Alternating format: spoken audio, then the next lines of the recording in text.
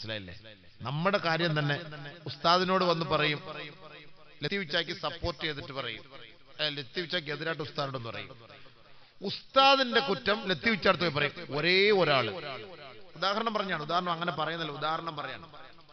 പള്ളിയിലെ പ്രസിഡന്റിനോട് പോയിട്ട് ഉസ്താദിനെ കുറ്റം പറയും. നിങ്ങളെ കുറിച്ച് നിങ്ങളുടെ ഇമാമ് വളരെ മോശമായിട്ടാണല്ലോ പറയുന്നത്.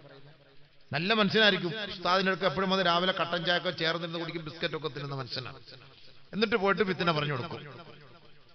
ലത്തീഫിച്ചാടേന്ന് ഇവിടെ വന്ന് തിന്നിട്ട് ഇവിടെ വന്നിട്ട് പറയും, ഉസ്താദ് നിങ്ങളെ കുറിച്ച് ലത്തീഫിച്ച മോശമായിട്ട് പറയുന്ന, അടുത്ത മാസം നിങ്ങളെ മാറ്റുമെന്നാ തോന്നുന്നത്, സംഭവം കണ്ടിട്ട് അങ്ങനെയാണ്, നിങ്ങളെ എവിടുന്ന് വണ്ടി വിടാൻ തീരുമാനിച്ചിട്ടില്ല, എൻ്റെ അടുത്ത് അങ്ങനെ സംസാരിച്ചിരുന്നു. ഇത് രണ്ടുപേരും ഇതൊന്നും അറിയുന്നില്ല സംഭവം. എന്നാ ഒരാളാണ് പ്രചരിപ്പിക്കുന്ന എങ്ങനെ,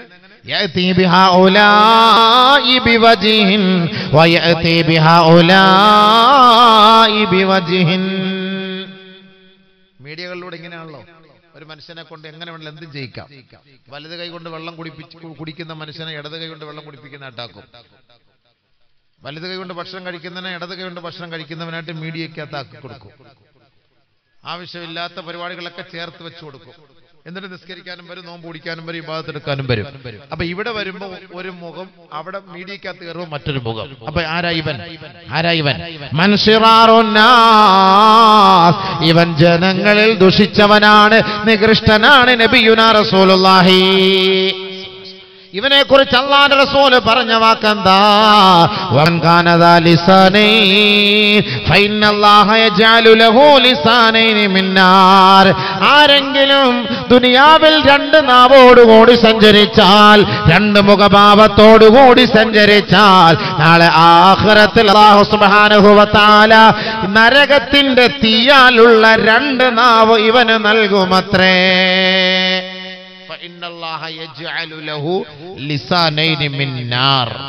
നരകത്തിന്റെ രണ്ട് നാവ്, നരകത്തിന്റെ രണ്ട് നാവ് അല്ലാഹു തആല ഇവന് നൽകും. നബിയുനാ ശഫീഉനാ റസൂലുള്ളാഹി. അതുകൊണ്ട് ഒരാളുടെ ഐബ് നമ്മൾ മറ്റുള്ള മുന്നിൽ വെളിപ്പെടുത്താൻ പാടില്ല. അല്ലാഹു നമ്മളെ നാണം കെടുത്തി കളയും. ഇതിങ്ങനെ ചുറ്റിത്തിരില്ല, നമീമത്തി എന്ന് പറയും.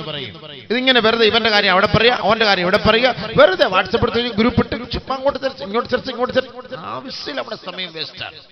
ലാ തുളയ്യൂ ഔഖാതകും ഫഇന്നൽ വഖ്ത ദഹബുൻ വലാ തുളയ്യൂഹാ. സമയം നിങ്ങൾ വേസ്റ്റാക്കല്ലേ, അത് സ്വർണ്ണാണ്. സമയം അമൂല്യ നിധിയാണ്, അമൂല്യ സമ്പത്താണ്. അത് നിങ്ങൾ നഷ്ടപ്പെടുത്തരുത്. ആവശ്യമില്ലാത്ത കടിപിടിക്ക് വേണ്ടി നിങ്ങൾ സമയം ചെലവാക്കാൻ പാടില്ല. നന്മകൾക്ക് വേണ്ടി നിങ്ങൾ ആ സമയം ചെലവാക്കുക. ഇതൊക്കെ നാളെ ആഖിറത്തിൽ അല്ലാഹുവിന്റെ മുന്നിൽ ഇതിന് ചോദ്യമുണ്ടാകും. നിങ്ങൾ ആവശ്യമില്ലാത്ത ചർച്ചയ്ക്ക് വേണ്ടി, തർക്കങ്ങൾക്ക് വേണ്ടിയും നിങ്ങൾ ഇതിനു വേണ്ടി പരിശ്രമിച്ചാൽ തീർച്ച നാളെ ആഖിറത്തിൽ അതിന്റെ നഷ്ടമുണ്ടാകും. നബിയുനാ ശഫീഉനാ റസൂലുള്ളാഹി സ്വല്ലല്ലാഹു അലൈഹി വസല്ലമ തങ്ങൾ പറയുകയാ, അന സഈമുൻ ബിബൈത്തിൻ ഫീ റബദിൽ ജന്ന. സ്വർഗത്തിന്റെ കൊട്ടാരം കൊണ്ട്, സ്വർഗത്തിന്റെ പൂമുഖത്ത് ഞാൻ ഇതാ ഒരു ഭവനം കൊണ്ട് ഞാൻ വാഗ്ദാനം ചെയ്യുകയാ. ഏ ഉമ്മത്തികളെ, നിങ്ങൾക്ക് സ്വർഗലോകത്തൊരു കൊട്ടാരം വേണമോ? ആ കൊട്ടാരം നിങ്ങൾക്ക് നൽകാമെന്ന് ഞാൻ ഇതാ ഉറപ്പ് നൽകുകയാണ്. ഫീ റബദിൽ ജന്ന. അത് സ്വർഗത്തിന്റെ പൂമുഖത്താണ്, സ്വർഗത്തിന്റെ പൂമുഖത്താണ്. ആദരവായ റസൂലുള്ളാഹി സ്വല്ലല്ലാഹു അലൈഹി വസല്ലമ തങ്ങൾ പറഞ്ഞപ്പോ, ആർക്കാണ് ഹബീബ് ഈ സ്വർഗത്തിന്റെ കൊട്ടാരവുമായി അങ്ങ് സാക്ഷ്യം വഹിക്കുന്നത്? ആർക്ക് വേണ്ടിയാണ് നബിയേ? അല്ലാഹുവിന്റെ റസൂൽ പറയുകയാണ്, ലിമൻ തറക്കൽ മിറാ വഇൻ കാന മുഹിഖാ. സത്യമാണ് നീ പറയുന്നതെങ്കിൽ പോലും തർക്കവിതർക്കങ്ങൾ ഒഴിവാക്കണമേ, തർക്കങ്ങൾ ഒഴിവാക്കണമേ. തർക്കങ്ങൾ ഒഴിവാക്കുന്ന വ്യക്തിക്ക് ഞാനിതാ സ്വർഗം കൊണ്ട് സാക്ഷ്യം വഹിക്കുകയാ. ലോകത്തിന്റെ മുത്തേ മുഹമ്മദ് മുസ്തഫ. തർക്കം ഒഴിവാക്കുന്നവർക്ക് എന്തിനാ തർക്കിക്കുന്നത്? എന്തിനാ തർക്കിക്കുന്നത്?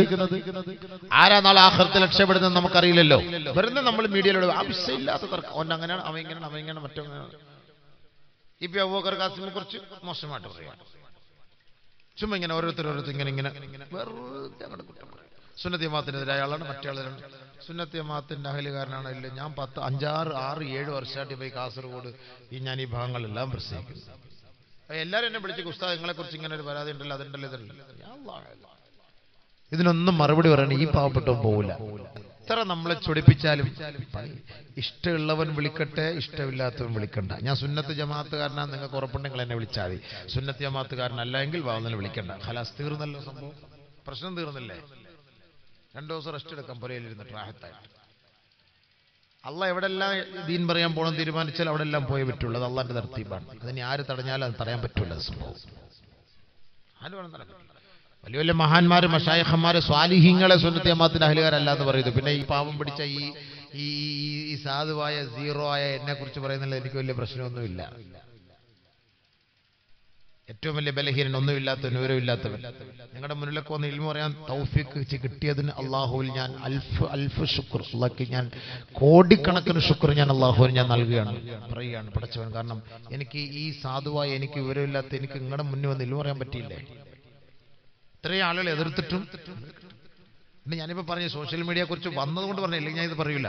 സോഷ്യൽ മീഡിയയിലൂടെ ഇങ്ങനെ എപ്പോഴും ചുമ്മാ ചർച്ച, വെറുതെ ആവശ്യമില്ലാത്ത ആൾ അങ്ങനെ കാണിച്ചു, ഇങ്ങനെ കാണിച്ചു, ഇങ്ങനെ പറഞ്ഞു, അങ്ങനെ പറഞ്ഞു, ഇങ്ങനെ പറഞ്ഞു. എന്ത് പറഞ്ഞു, എന്ത് കാണിച്ചു, എന്ത് ചെയ്തു എന്ന് അതിന്റെ നിജസ്ഥി മനസ്സിലാ. അവിടെയും കട്ട് ചെയ്യും, മാ ഖബലും മാ ബഅദും കട്ട് ചെയ്തിട്ട് നടുക്കുള്ളത് മാത്രം എടുത്തിട്ട് കൊടുക്കും. സംഭവം മനസ്സിലായില്ലേ? ഇപ്പുറത്തും കട്ട് ചെയ്യും, ഇപ്പുറത്തും കട്ട് ചെയ്യും, എന്നിട്ട് അതിൽ മാത്രം എടുത്തു കൊടുക്കും. അപ്പൊ ഈ പി ഉസ്താദ് ഇങ്ങനെയാ, ഈ പി അങ്ങനെയാ, ഈ പി ഇങ്ങനെയാ, അദ്ദേഹത്തെ അടുത്ത വർഷം വാതിന് വിളിക്കരുത്, നമ്മൾ വാതിന് വിളിക്കരുതപ്പാ, അയാൾ സുന്നത്ത് ജമാഅത്തിനെതിരായ ആളപ്പാ. അൽഹംദുലില്ലാ അപ്പാ, എപ്പെങ്കിലും മനസ്സിലായല്ലോ അപ്പാ, വിളിക്കല്ലേ അടുത്ത വർഷം. നല്ല കാര്യം.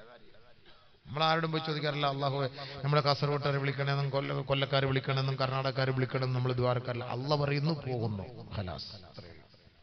അള്ളാഹ് പറയുന്നു, പോകുന്നു. ഇത് അള്ളാഹ് തരുന്ന പ്രത്യേകമായ കഴിവാണ്.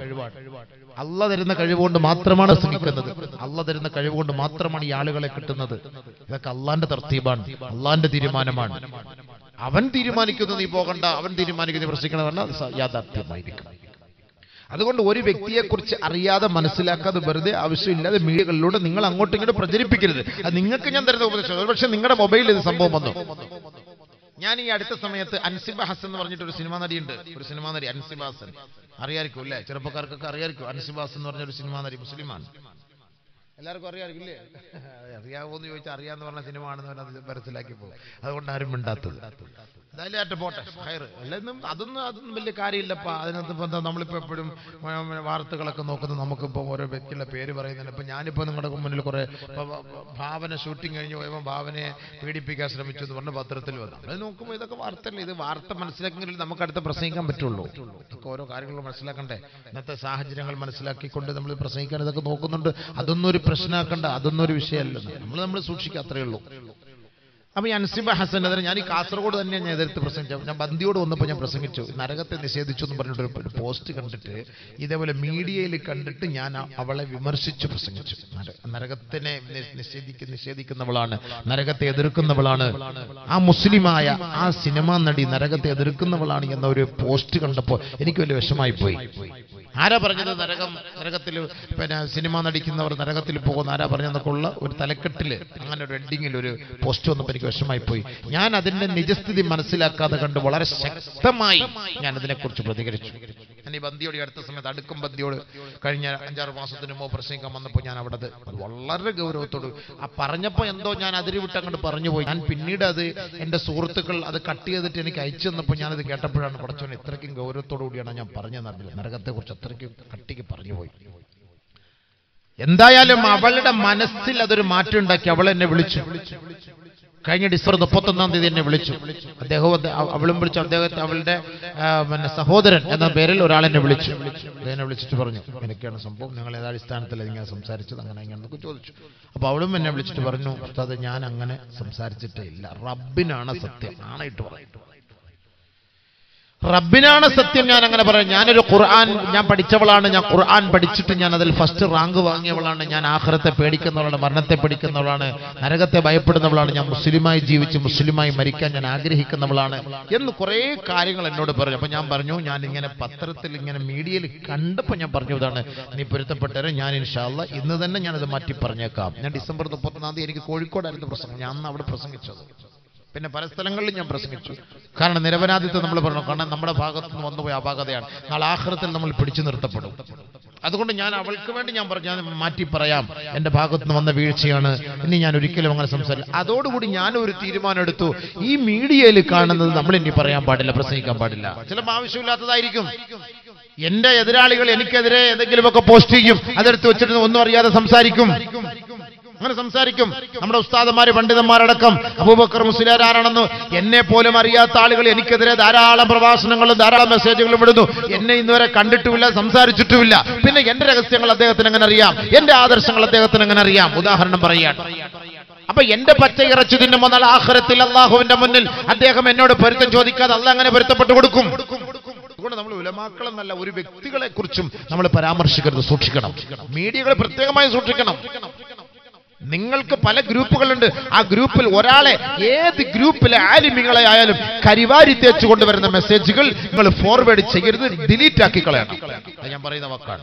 നമുക്ക് വേണമെങ്കിൽ മനസ്സിലാക്കിയാൽ മതി. അത് ഏത് ഗ്രൂപ്പിലെ ആലിമാകട്ടെ, ഏത് ഗ്രൂപ്പിലെ സഹോദരങ്ങളാകട്ടെ, ഒരു വ്യക്തിഹത്യ നടത്താനുള്ള ഒരു തീരുമാനമാണ് നിങ്ങളുടെ ഈ സോഷ്യൽ മീഡിയകളുടെ പ്രയോജനമെങ്കിൽ, പ്രവർത്തനമെങ്കിൽ, അതിനുവേണ്ടിയാണ് നിങ്ങൾ സമയം മെനക്കെടുന്നതെങ്കിൽ നാളെ അള്ളാഹുവിന്റെ മുന്നിൽ നിങ്ങൾ സമാധാനം പറയേണ്ടി വരും. ഒരു വ്യക്തി ആരാണ്, അദ്ദേഹത്തിന്റെ വ്യക്തിത്വം എന്താണ്, ഇത് നമുക്കറിയാം. അറിയുകയില്ല. നമ്മൾ വിചാരിക്കും ഞാൻ നല്ലവനാണ്, ഞാൻ നല്ലവനായതുകൊണ്ടാണ് ഞാൻ മറ്റുള്ളവനെ കുറ്റം പറയുന്നത്. ഇല്ല. നബിയുനാ റസൂലുള്ളാഹി സ്വല്ലല്ലാഹു അലൈഹി വസല്ലമ തങ്ങളുടെ കാലഘട്ടത്തിൽ ഒരു സ്വഹാബി വഫാത്തായി കിടക്കുകയാ. സ്വഹാബാക്കൾ എല്ലാവരും